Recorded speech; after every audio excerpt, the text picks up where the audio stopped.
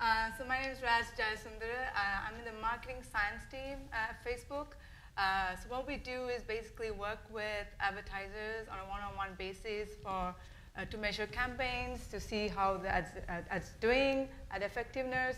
But we also do audience research, or audience insights.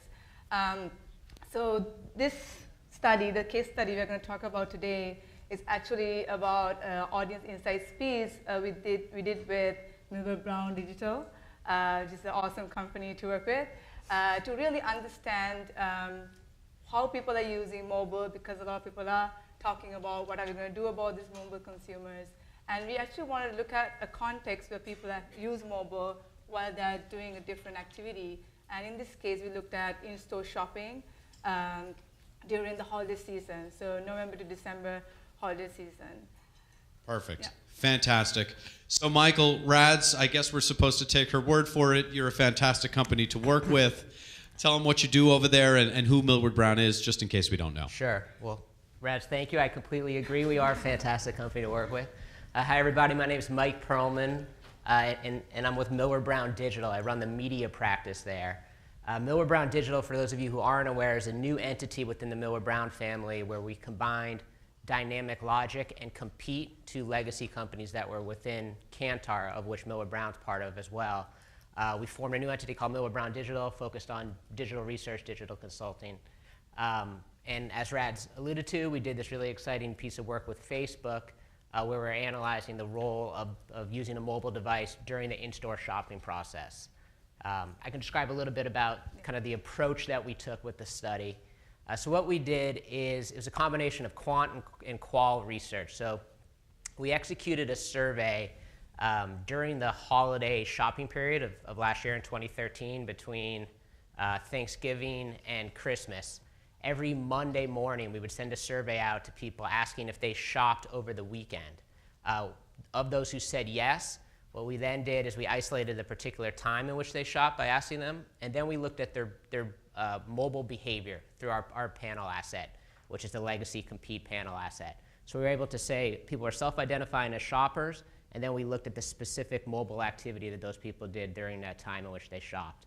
And we also did a qualitative-based piece of research as well, more of a focus group type of initiative to understand the drivers of why people did certain things. Cool. So that's the what and the how, and you did mention why. Rads, the big why. Why did you engage in this case study? Why was this important to do at this time? For a lot of reasons, but the main reason was to really understand what people do with their mobile phone. We know they're using it all the time, and they use it in different contexts, like I mentioned before. So one context was in-store shopping, and another context would be when they're watching TV. So the reason why we wanted to understand is, where did Facebook fit in? Are they using Facebook at all at these instances? And another important point I want to kind of emphasize here is that we didn't just ask people, did they use the mobile phone and what they did. We also matched that with their mobile data. So it's passive data. It's not self-provided. So it's highly accurate. So I think that's kind of the significance of the study, that we're not just relying on user responses. Okay, great. So active and passive, making it all the more valuable. So everybody in here that walks into a store has their phone with them 100% of the time. We do have some supporting slides, and let's put up that first one, which is, I found this fascinating personally, having talked to you guys. 94% of folks are using their phones during the purchase. Rads, take us through what that means. So this is actually how many people had their phone with them when they walked into the store. 94%, the 6% actually either couldn't remember whether they took their phone with them or didn't. I mean, I wasn't surprised, because as a user, I take my phone everywhere I go. So I was actually expecting a big number. For some people, it might be, wow, that's a lot of people using their phone while they're inside the store. Right. And what did 94% mean to you, Michael? I mean, very similar. It wasn't surprising. I was actually, in some ways, thought it would be even higher at this point, just showing, my expectation of the number of people that have a mobile device. I know I don't really go anywhere without my mobile device, but I think it's clear evidence that people are tethered to their phone all the time. Right. tethered to their phone as opposed to being tethered to their house. They're Right. tethered to their mobile device. That's deep, man. That's meta. Thank you. Thank you. All right. So the next piece of information, let's put that up, Madison. 65% of folks are now truly using the mobile device within the shopping experience. Rads, what does that mean? So this is the surprising part. So we thought 94% of them take the phone with them just in case they have to make a call. But when we asked them, did you use it for a shopping-related activity, 65% said yes, I actually did use my phone to kind of enhance my shopping experience. So this is, for us was, wow, this is amazing. This is not what we expected really from this question. Yeah, and go over the demographics again of who we're talking about. So do you want to talk about the demographics? Sure. I mean, the demographics were essentially the U.S. population. So this was a U.S.-based study, and we were focused on people who essentially were representative of the overall U.S. internet population. So this isn't millennials. This isn't Gen X. This is everybody. So 65% of everybody. Yeah. So the age range was 18 to 65. Yeah. But it's representative of the U.S. population. Yeah. Well, I mean, so that is fascinating to me. 65% of everybody is using their phone within the shopping experience in a store. Right. So I think the interesting takeaway here is it's happening in the store, clearly. Right? So over 50% of people are actually using their mobile device while they're in the store shopping. We've done studies in the past where, within a particular buying cycle, we see people who are using a mobile device or a desktop or laptop prior to going into store for a lot of the research. Not surprisingly, it's the biggest place people are researching now. But now we're seeing even more that it's happening in the store itself with a mobile device. So. Okay. And I guess that begs the next question: what are they doing, right? So let's put up that next slide. So connected. This is, I think, for me, the most surprising thing. I'm not searching for the store. I'm not looking for a deal. I'm connecting with others. That's the highest percentage of folks who are now using the phone, using a mobile device, while in their shopping experience, are not looking for a deal or for the actual store. They're literally trying to connect with others. Rads, take us through what this means. Yeah, so connecting with others, this is not just to make a call, to make sure your, lights are off or something like that. It's not like that. This is connecting with others to help them with the shopping experience. So it could be a text that you send your husband, which color tie do you want to buy, or it could be a photo that you send your daughter to see whether she likes the dress that you thought she might like. So it's connecting with others to enhance the shopping experience or to get it right. When they go into shopping experience or going to buy something, they want to make sure they're purchasing the right thing. And that's why they say I'm connecting with others to, kind of make my shopping experience meaningful or useful and get the best deal. Yeah, I mean, I think a lot of it is connecting with their own social network of friends and family. So they're valuing the input that they're getting by connecting with others about particular products that they might be shopping in store.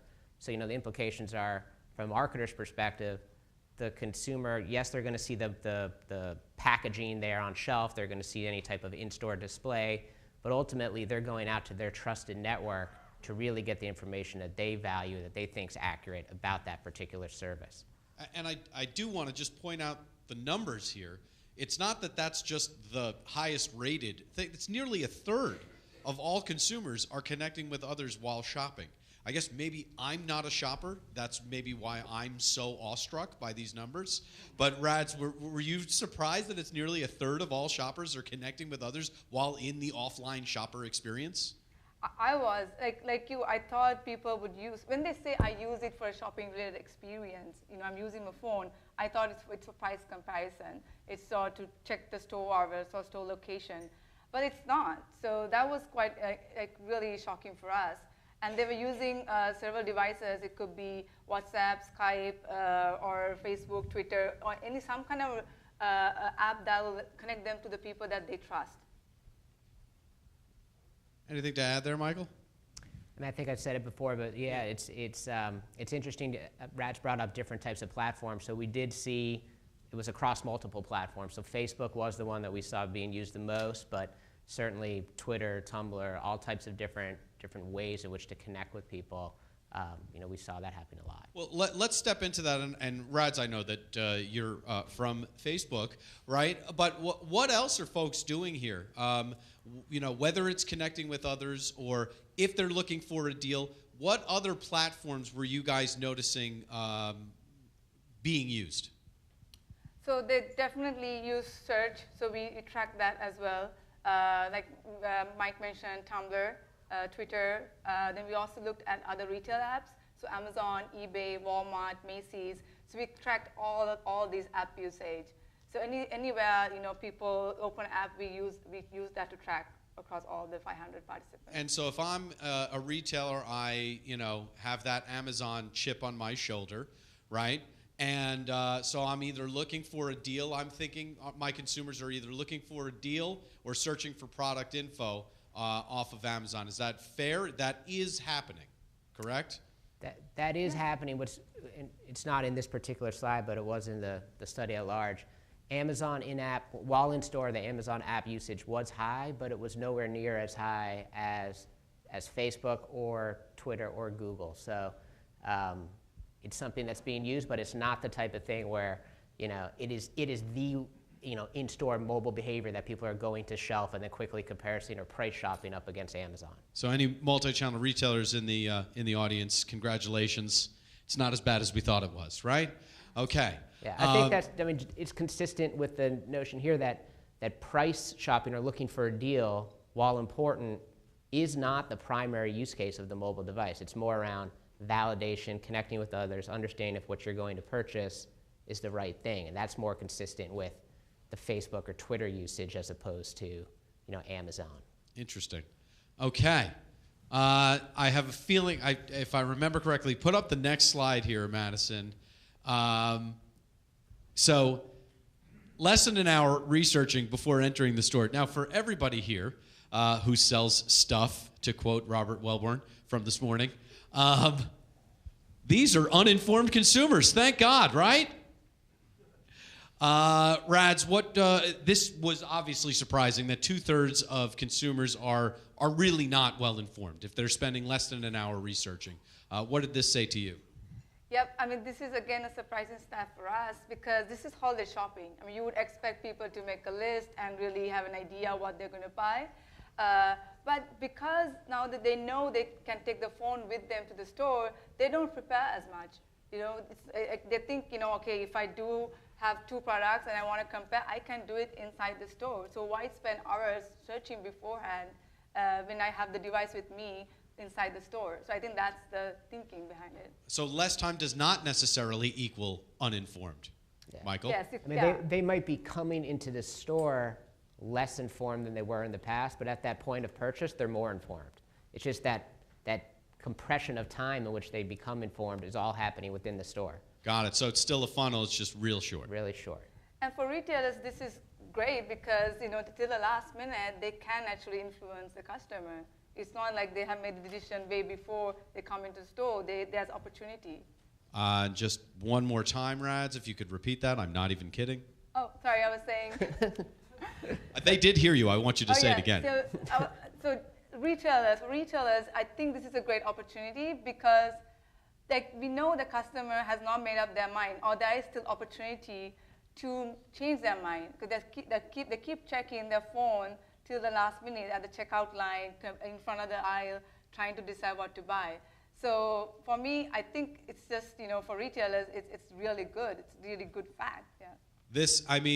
The past 10 years of thinking, I think this debunks, in all seriousness. There's been so much fear, and there's been so much talk around how, at Amazon, we're taking Amazon into the store. This is kind of almost unfair. If they've got the mobile device, I've lost them. And Rads, what you're saying is, it's the opposite. Yeah. Michael, what can you add to that? So Amazon, is a threat. You brought up Amazon, but I guess I just come back to the person's in the store. They're ready to buy then, right? They're in the store. They want to walk out with the product. And so they're using their mobile device to confirm what they're buying is the right thing. So that's the opportunity to the marketers to understand that consumer dynamic, understand they're going back to, platforms like Facebook, like Twitter, and that when they're in store, they're going to use that to confirm. And so use that as your advantage from a marketing opportunity. Good news that consumer in your store is not a transient. Not a transient, right? They do want to buy something. They do want to buy something. What's the next slide here, Madison? So, okay, multiple opportunities to influence decisions and point of purchase. You kind of just pointed this out. 64% in the store aisle. What can you add to these metrics here that we're seeing across the screen, Rads? This again reinforces what we were just talking about, that 64% in the store and also 44% in the car, in the parking lot, trying to decide, which store should I go into first, or did I have the right list, or like if I did have a list, like making those decisions last minute. So going back to the point that they're not spending hours and hours before they go to the store, they're actually spending bulk of it inside, very in close proximity to the store. So this again reinforces that 66%. I'd say one thing I would add to that too is, and this kind of speaks to the in the parking lot, is that there's quite a bit of post-purchase behavior with the mobile device as well, and kind of right after the point of purchase to validate that they made the right decision. We saw that from the survey results as well and the behavioral data. So that's, again, speaking back to these consumers, even if they're not looking directly before purchase, they're definitely going to go back to their network and validate what they're purchasing is the right thing. Couple things here. First is 44% in the parking lot. That is shocking, both before and after the purchase. Second is you can see the marketing campaign now with the fumbling man in the parking lot trying to buy the thing for her, right? You can already see that. And third, I think that there's a treasure trove of metrics, parking lot metrics, that we have not paid attention to. And feel free to tweet that, #parkinglotmetrics. I think that this is huge, right? This is almost half of our consumers are in the parking lot, literally, before or after, deciding on or kind of commiserating over their purchase. Is anybody else as fascinated as I am? I guess, okay. I'm geeking out here. Next slide. Let's go to the next slide here. Now, while shopping in store, people use Facebook 4 times more frequently than any other app or search. Rads. Is that really true? Yes. Bullshit. Yes. No, you can ask Mike about all the apps that we tracked and also the browser activity. So this is search. It's combined. Actually, it's Yahoo, Bing, and Google. So combined, still Facebook is 4 Still times. combined search? Yes. That's ridiculous. Yes. These are lies, Rads. No, I can show that. Do you how can we see, where can we see this report? Yeah, so it's coming out. Yeah. We are gonna have like a bigger study. We will have a much more like a marketing campaign also for us, like with this study, to show exact details of what apps did we compare with, what metrics. So we had number of visits, unique visits, and also time spent. So we have all 3 metrics, and this is just number of visits, but you can see other metrics as well. So Facebook, people tend to use it more, and the other apps, like I mentioned, eBay, Amazon, Twitter, Tumblr, we had Instagram, and then one more, Walmart, Macy's. Yeah. So a bunch of apps, that just came up organically. Yeah. All right, so if you don't mind, we're going to talk about you like you're not here, to steal a line from Steel Magnolias. And Michael, what does this mean? Let's pretend that Rads isn't here, so that you can speak honestly. Yeah.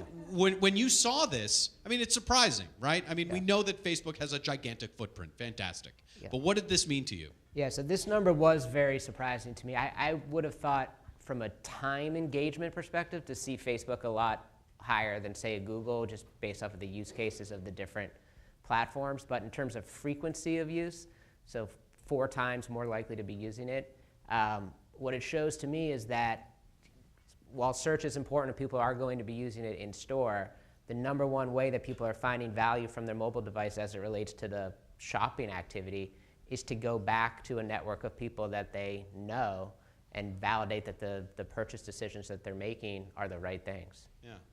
Okay.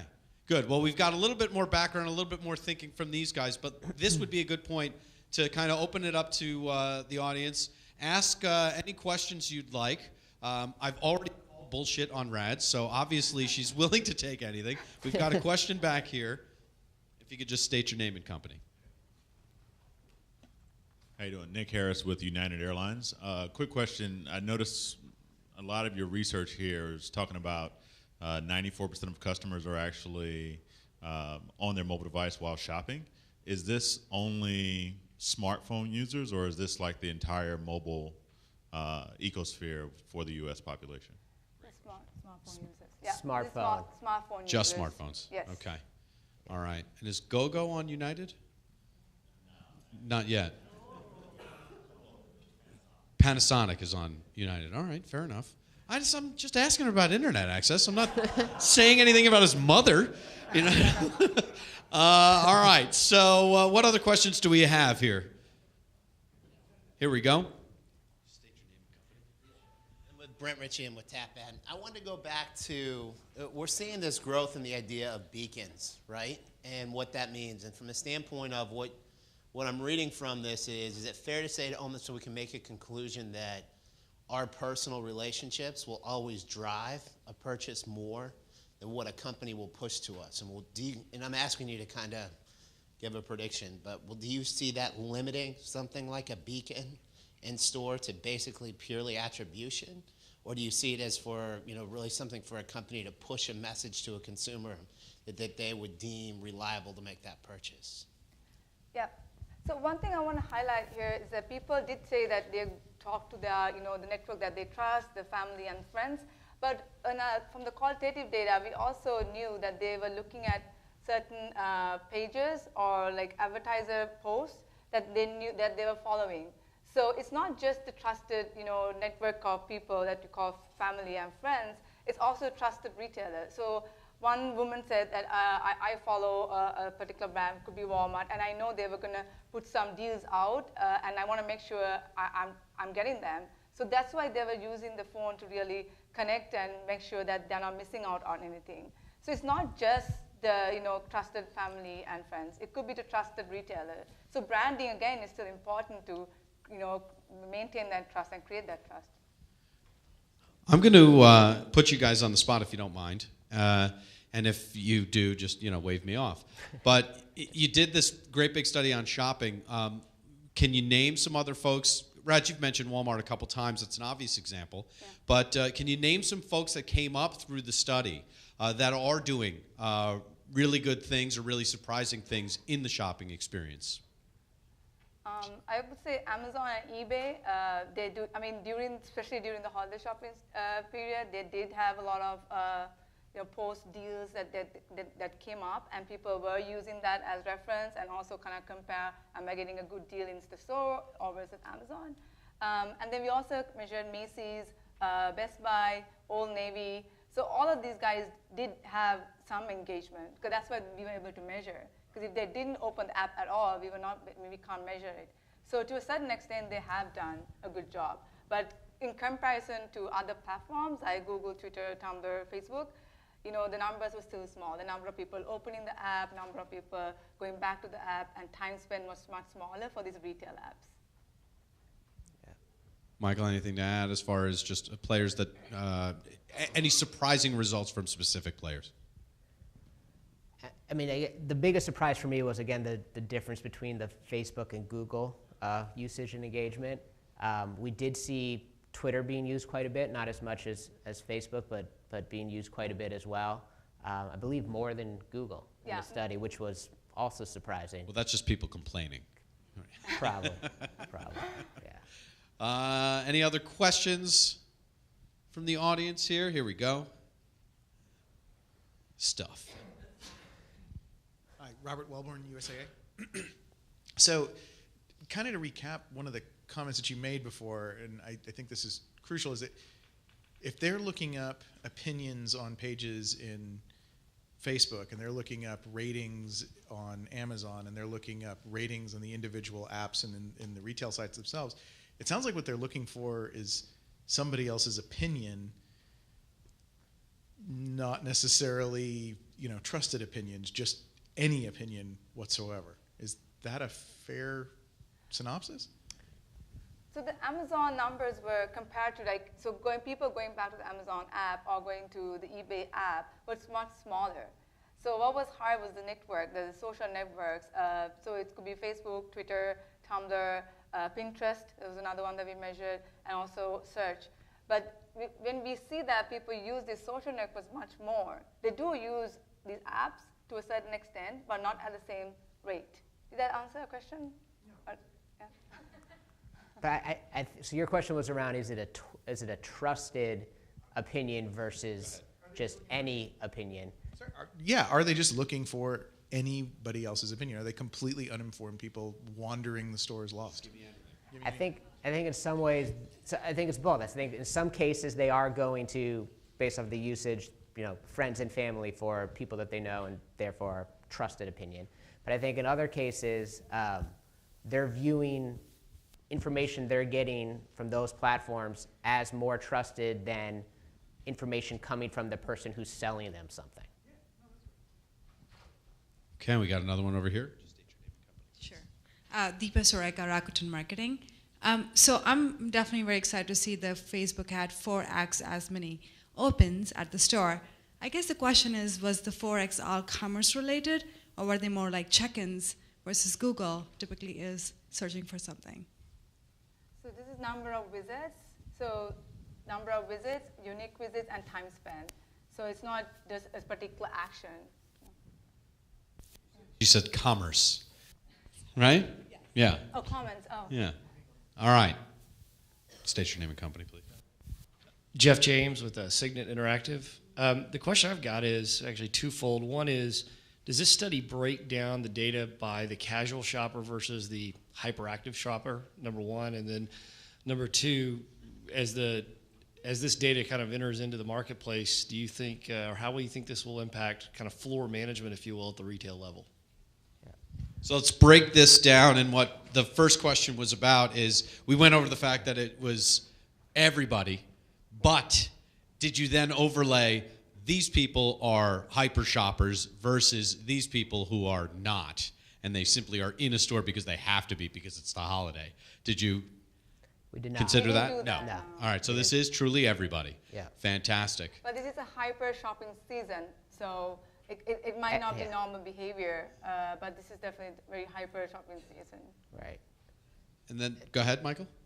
And can you just repeat the second question? Yeah, the second question was about planogramming, basically, like store layout and end aisle displays and all of that. How much will this affect that, or how much could this affect that? Is that fair representation? Yeah, I think the point is also made that they're looking for someone's opinion. Right? Yeah. Is that opinion, in the absence of the floor management? Yeah. So if I'm looking for validation to the USAA gentleman's point, is it because there is an absence of floor management, especially during a high retail traffic period? Yeah, that's a good question. I think the implication is for the in-store promotional content that a marketer is putting out there with their product needs to be integrated with what's happening as it relates to those product or brands on these large social platforms. So if I'm the CMO overall, I need to make sure that I'm monitoring in my campaigns that are happening, whether it's paid or organic, everything that's happening within these platforms, I'm aware of it, and that content there is consistent with the messaging that's out there on our placements within the store itself. Because if those two things are not aligned, then it's going to create confusion for the consumer, for sure.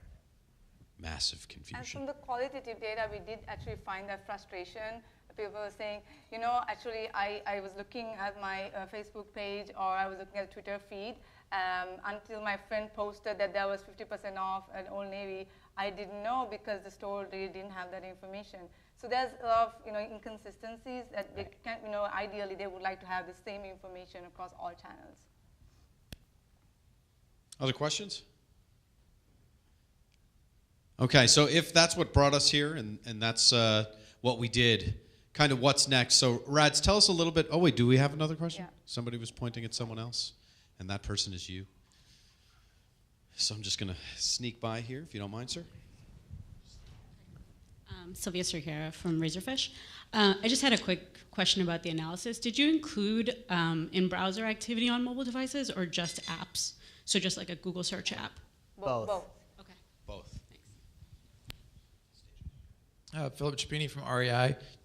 Do you have, for the Facebook app, do you have it separated out by like interacting with pages and posting versus the Messenger app to know if they're like just actively talking with someone else versus broad blasts out? So we separated the Facebook main app from the Facebook Messenger app. So this 4x was for the Facebook main app.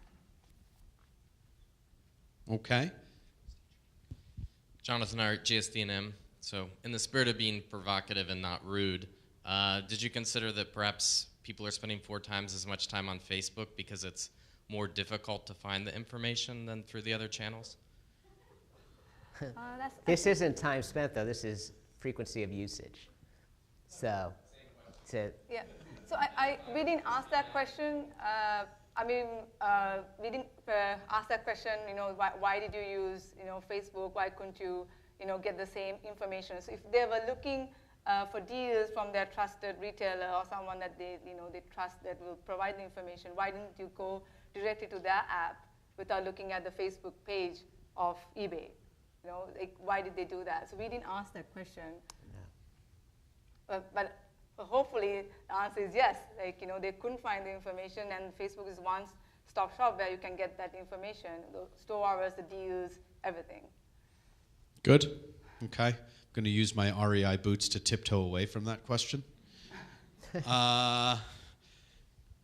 Was there something over? No, it was just okay. Oh, what I was asking over here was, I know that your group is bigger than this just one case study, Rads, right? I mean, you're doing more than just the work with Millward Brown. Can you take us into what's happening there now? You said you've been with Facebook for a year, and your group is very specific and interesting. So can you take us through what you're doing? Yeah. So we are part of the global sales organization. However, we are separate from marketing communications or the sales org or the product org. So we are called marketing science. So we do 2 things. One is measuring the effectiveness of ads, and we have solutions for every vertical. So we have CPG solutions, retail, telecom, and we are coming up with other solutions to measure the effectiveness of ads, basically calculating our ROI. And the other part of the marketing science team is audience insights. We do a lot of internal data mining, trying to understand how people are using the platform. But when we want to do something that's comparative, we want to compare with other apps, or it's location-based, or in-store shopping, there's no way for us to know where they are really without asking them, then we partner with research companies. And we have, so this is just one study, but we also did another study, used the mobile usage while primetime TV watching hours, 8 to 11. That's coming out soon. Coming out when? The study is done. Yeah. So after we release this in June, we'll release the other one in July. Perfect. Excellent. Do you mind if I put you on the spot and ask you if you are measuring ad effectiveness? Yes. What works? So it depends. It depends on the campaign. So for CPG, we've done a lot of studies with data logics. Basically, what we take is online information of the user and connect it with offline behavior. In a privacy-safe way, we try to connect the information and see, almost do an experiment, like a control exposure group of people who saw the ad on Facebook versus people who didn't. What was the lift? So sometimes ads work if the creative is good and it's relevant for the target. Sometimes even if the creative is really good, if the targeting is off, then that doesn't work. But we've seen a lot of success, but it's a learning process. Because it's a new platform, we are also learning, the advertisers are also learning. Sure. So good creative works most of the time, unless you've got the wrong audience. So, which brings me to my next question. You also do audience analysis. Yeah. What works? So audience analysis, so what I do for audience analysis is try to first segment the audience, because we have 1.2 billion people on our platform. Yeah, but that's it, though. It's just the 1.2 billion. No, yeah, that's the thing. We'll be talking about the 1.2 billion, but what I try to do is break them into meaningful groups. So people who are transitioning into a life stage, new moms, create a target group for new moms, or create a target group for people with different ethnic backgrounds, or people who are heavy game users. So that's what's working, because then we can target our ads in a more relevant way and show creatives that are interesting, that kind of attracts attention of the target. So that's what works so far. Yeah. Okay, and so that was me being evil and exposing you. So now do you have any other questions for ads? I would be shocked if you didn't, and they don't. It's amazing. No, nothing? All right. We can do the next session. Do you guys want to do the next session? Any questions for Michael Perlman? Nice Jewish boy. I can say it. I can say it. There you go. Rads, Michael, thank you so much for your time. Thanks for so much for the case study results.